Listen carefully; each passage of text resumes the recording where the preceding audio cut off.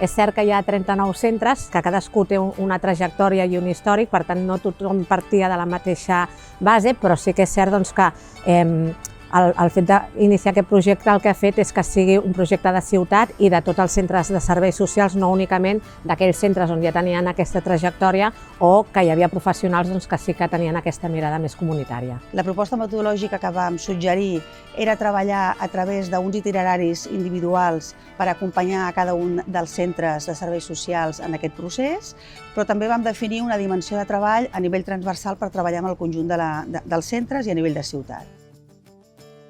Aquests dos nivells de treball tenien dos objectius importants. Per una banda, incorporar canvis en l'organització interna dels equips, perquè plantejàvem que un canvi d'organització permetia incorporar totes unes metodologies de treball per incorporar aquesta perspectiva comunitària, i alhora també el que volíem era incorporar una nova relació amb la ciutadania.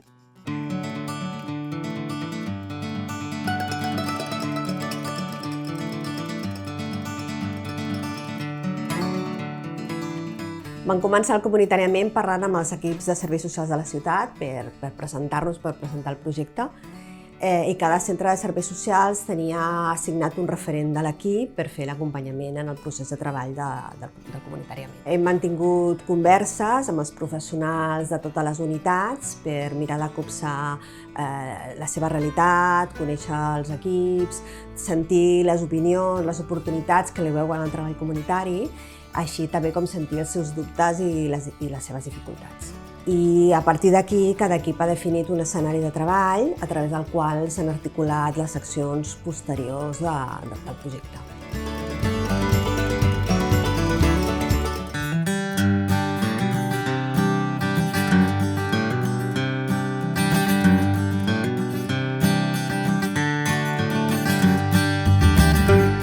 El que hem volgut fer és treballar la perspectiva comunitària a través del fer una acció, és a dir, no tant des del marc teòric, sinó des de l'experimentació. I per fer això el que necessitàvem és poder tenir un grup motor, un grup de persones, de professionals, que anessin des de totes les unitats, o sigui, des de la UGA fins a direcció, una mica que poguessin acompanyar i liderar aquesta acció en els centres. Llavors, per una part, això era un requisit, i per una altra part també necessitàvem una estructura estable, de treball estable, on poder desenvolupar tot això.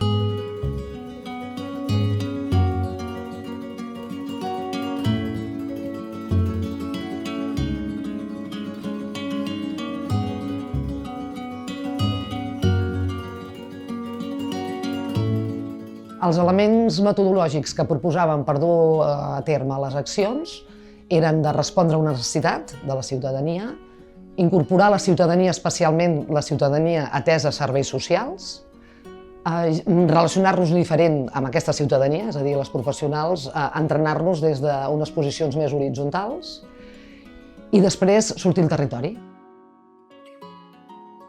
Algunes d'elles estaven més relacionades amb com fèiem l'acollida, és a dir, com aquests espais de benvinguda eren espais segurs, agradables, còmodes. Després hi havia un altre grup de professionals que van tirar a crear espais de ciutadania on es buscaven solucions col·lectives a les demandes més individuals que podien presentar els ciutadans, i els altres van fer accions que estan més destinades a conèixer el territori. Conèixer el territori des d'altres llocs, era conèixer-lo físicament, tocar-lo, però també conèixer els actius i, per tant, era com ens relacionàvem amb aquest territori.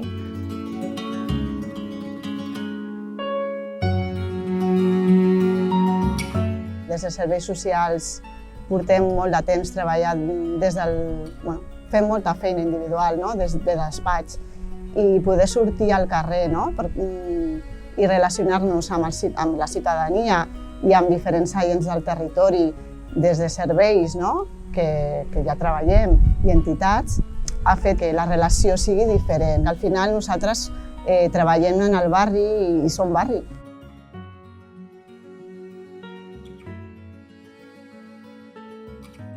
Ha estat una oportunitat de poder sortir, de poder apropar-nos al barri amb una altra mirada i de relacionar-los de manera diferent amb la ciutadania, amb les entitats i amb els agents socials. Un canvi de mirada que ens permet co-crear i participar en les activitats que ja es fan al territori i que ja ens sumem amb aquestes activitats del territori que ha permès generar noves aliances.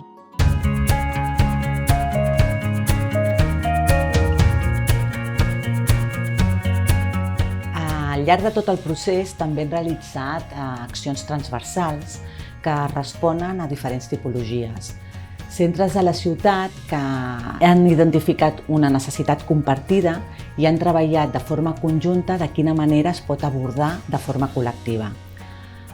Tenim com a exemple el tema d'habitatge, acollida, espais comunitaris de referència. També hem creat espais d'intercanvi i de generació de coneixement, ja sigui per direccions o professionals. I per últim també vam socialitzar el que havíem fet en una jornada comunitària amb l'objectiu d'explicar i compartir els projectes que havien realitzat els diferents centres de serveis socials. I en definitiva el fer diferent genera que passin coses diferents.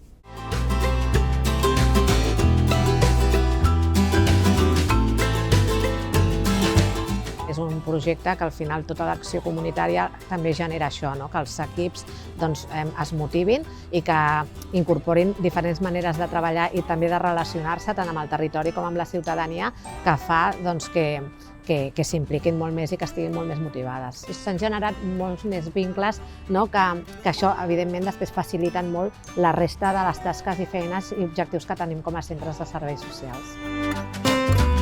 Somos personas todos y todos tenemos distintos caracteres, pero es que da esa posibilidad de ver la parte humana, de ver que somos personas todos y que no hay una diferencia.